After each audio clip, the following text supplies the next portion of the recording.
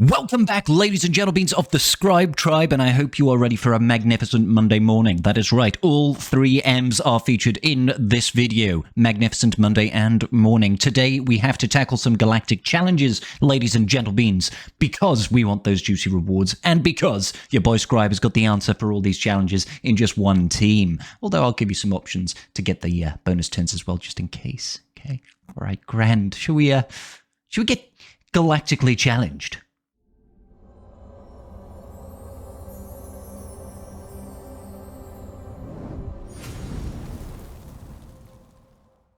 Okay, so if we take a look at today's Galactic Challenge, we are on Navarro versus Sortie droids, featuring or 000 and BT1 with HK47 hiding as the VIP. He does think he is when he's facing off against meatbags after all. And we've also got T3M4, because why not? So, global modifier is Remnant of Power, ladies and gentlemen, and this one provides us with stacking offense and potency whenever we inflict debuffs. It's very useful to us, it's very useful to them. The player modifier is Humble Strike. Now, Humble Strike is if any enemy buffs are dispelled or expire during a Jedi ally's ability, that Jedi gains advantage for 2 turns and 25% crit damage stacking until the end of the battle. Our Jedi are going to slap. Okay. Let's take a look at the enemy modifier, Protocol Exterminate. Droid allies have 30% additional offense. Ouchie. It would matter if they took turns. Whenever a droid ally scores a critical hit during their turn, they inflict target lock on target enemies for 2 turns if that enemy did not already have it. Whenever a droid ally damages an enemy with target lock, that ally recovers 10% protection. Again, that doesn't really matter. They're not really going to be taking turns. So, let's go take a look at the teams that we're using. So first off, this team will get us every single feat in one turn. I'm going in with a Jedi Knight Luke lead, Shaak Ti, Jedi Knight Revan, Grandmaster Yoda, and Hermit Yoda. You will not outpace Sortie. She's going to do an AoE and people will die. In my case, Jedi Knight Revan, so he was kind of useless to us here. But hey, no GLs required. So, see ya, Revan, you did good.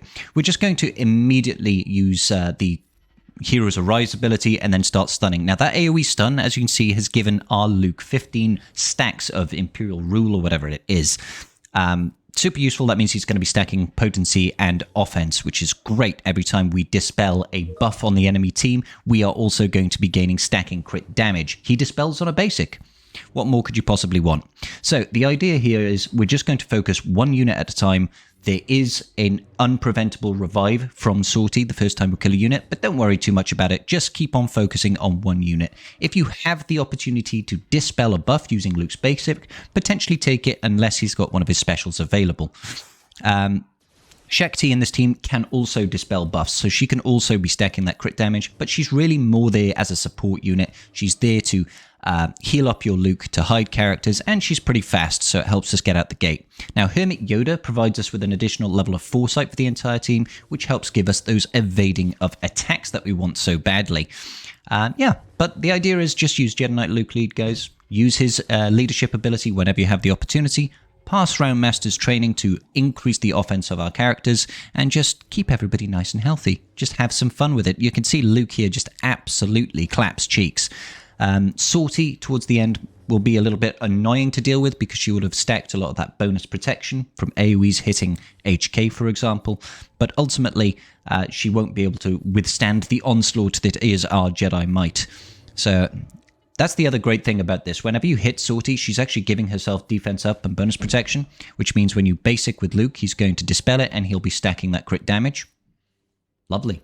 And also when you basic with Luke, he also dispels before he hits, which means she's going to lose her crit hit immunity. Oh no, she doesn't get that. She's going to lose her defense up, sorry, when you before the damage is applied. So this is the part that's a little bit frustrating. She's just going to constantly be regaining some bonus protection, but eventually you will chew through her with this setup, especially because of Luke's stacking damage. Whenever you get the chance to use that stun, use it. That is additional blinds on the enemy, so they'll always miss. More evasion. And it's also going to give Luke some stacking stats as well. So just keep on hammering away, and eventually he will kill Sortie. I think when it gets down to just Sortie and HK, you should probably avoid doing those AoE attacks with with Grandmaster Yoda, just to make sure she doesn't recover too much of that protection. And there we go, Sortie is gone. HK literally gets one-tapped by Meatbag Luke. Easy way, and that got us, as you can see, every single feat in the Galactic Challenge. It wasn't that difficult, but hey, I'm here to help. I'm here to help. Okay, next up, if you are struggling with getting the bonus turns, we do have an option for you there. Let's go check that one out.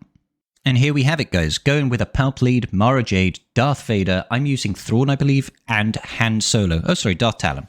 Just use Han Solo to stun Sortie out the gate. Do a Force Crush. Go into Merciless Massacre. Basic around the board. Now, don't forget when you use Merciless Massacre, that's like 5 or 6 turns in a bounce anyway, and we only need 8. So we can do this. Everybody gets a juicy ability block. You do another Force Crush at the end. That's giving him another bonus turn. And then you should be able to yeet out T3M4, which will give you another bonus turn. Happy, happy days. And we've used Sortie's first revive. And then you've got Mara Jade. And Mara Jade can basically infinite TM loop as well, putting out that AoE shock, AoE stagger. All these debuffs are skyrocketing our offense. Look at Vader over there with 40 stacks of Imperial Rule. He is going to clap cheeks. They don't really take turns in this setup, guys. If you've got that shock on Sortie as well, she's not going to be able to recover some bonus protection, I believe, because she can't gain the buff. And then look, boom, 59 stacks. Vader casually hitting for nearly 400,000k, taking out HK there. The VIP is officially dead. One more can I say, guys. This is a super, super easy way of getting your turns in a row. Requires 0 effort. You throw in Han Solo so you don't have to worry about Sortie taking a turn at the start and killing basically your entire team. You can just have some fun with it. Go in there and plain sail it all the way. Now, obviously, if you've got GLs, you'll be able to do this very easily as well, but this literally requires 0 remodding and more or less 0 brain power. My Vader is only Relic 7. The rest are, I believe, between Relic 5 and Relic 7. I can't remember the intricacies, but it doesn't particularly matter. There's just way too much control. As long as your Vader has got some decent modding on him, some decent stats, you should be able to yeet people out left and right like that. 70 stacks of Imperial Rule. That is 140% additional offense and potency. That's beautiful. So there you have it, ladies and gentlemen. That's 2 very quick, very easy teams that you can use to get all of your feats done for this particular Galactic Challenge. I'd say we #nailed it. How about you? Let me know what videos? Let me know what teams that you've used to get these red boxes in the comment section down below. Don't forget to like and subscribe, and I will see you all very shortly. Peace.